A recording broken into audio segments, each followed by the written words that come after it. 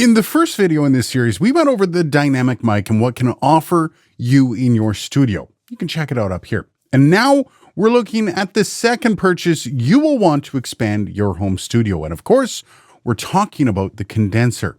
And while a lot of people think this is your first big purchase, it really doesn't have to be. A good example of this is the Rode NT1 Signature Series. This thing only goes for about $60 more than an SM58, which when you consider the workload that this NT1 can handle, that's a pretty big steal. And we can get into that in a second, but first, let's talk about exactly what the difference is between a condenser and a dynamic like the SM58. Now, the purpose of a microphone is to take the sound waves from a source like your voice and change that into electrical signal that can be interpreted and converted back into an audio form. Both dynamic mics and condensers do this, just differently. Now, dynamics work on a principle of electromagnetic induction. Condensers use the principle of capacitance. Now, I don't need you to understand what those mean, but in layman's terms, one is a mechanical operation, the dynamic, and one is an electrical operation, the condenser.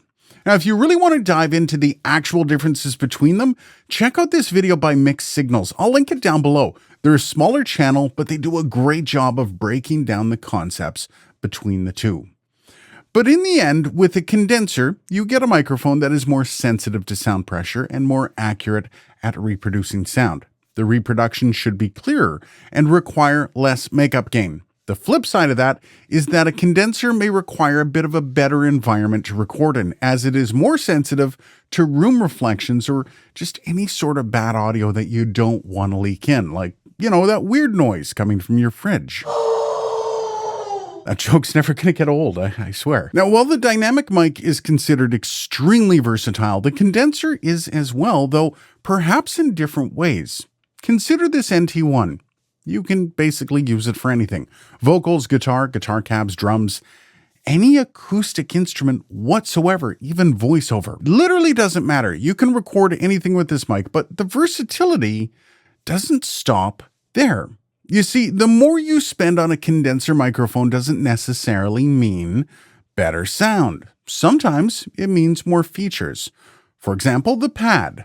This feature allows you to record much louder sounds without overloading the mic, just with the flick of a switch. Some mics have more aggressive pads than others, so feel free to shop around to find something you need. Polar patterns are another thing to consider when you buy. So in case you're new to this whole mic thing, polar patterns basically indicate the most sensitive direction for a mic to pick sound up from. So with a cardioid polar pattern, the most effective direction to pick up sound is directly in front. As you move around, you will notice the sound of the microphone starts to fall off. This is me speaking about 4 inches off the front of the capsule. Now I'm about 4 inches off the side of the capsule. And now I'm speaking directly into the rear of the capsule of the end. There are multiple types of polar patterns available on microphones, but the most common is cardioid or some form of cardioid. But the easiest way to read these diagrams is like this. The further out this line gets from the center indicates how well it picks up the sound in that direction. The closer the line gets to the center means it is restricting sound from being picked up. So if you were to look at the cardioid polar pattern over this mic, the NT1, keeping the center point at where the capsule is, you can figure out what the best place to talk into the mic is, right? Same goes for all the other polar patterns as well.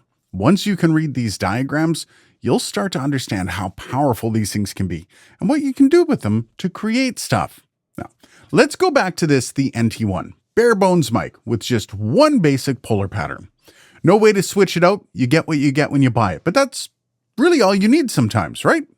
But then let's take a look at this AKG P420. It has a couple options here. You have figure 8 and omni, as well as the standard cardioid. Now, these polar patterns tend to be pretty standard options as you move up in price with condensers. And as you get even further up the stack, you'll notice even more options like on this Austrian Audio OC818. But then I might hear you asking, what are all these polar patterns used for? Oh, there's all sorts of fun things and ways to really boost your recording sessions, especially if you're working in music. You can use the Omni for room recordings on drums, the Figure 8 for mid-side recording to get that gorgeous stereo sound.